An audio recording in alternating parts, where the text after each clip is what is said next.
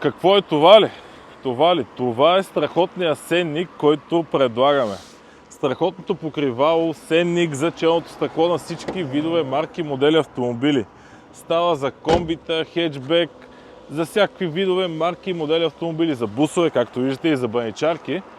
И сега ще ви покажа колко лесно се поставя на автомобила това нещо. В момента времето е доста ветровито, но ще се преборим.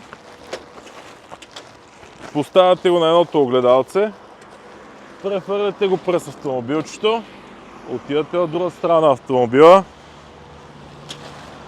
слагате го на другото огледалце. Имаме едни кукички, закачате ги някъде в предната част на автомобила. Аз си ги закачвам за бронята, няма никакъв проблем да ги закачате където и да било. И вече зависи от автомобила.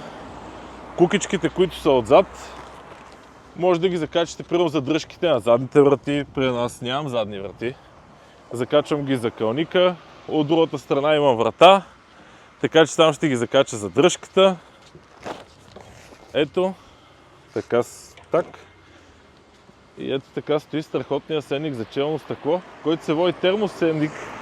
И не само за лятото, но и за през зимата ще ви бъде страхотно приложение, ще намери във вашият автомобил дори през зимата, да си завидите да не ви замръзва стъклото през зимните месеци.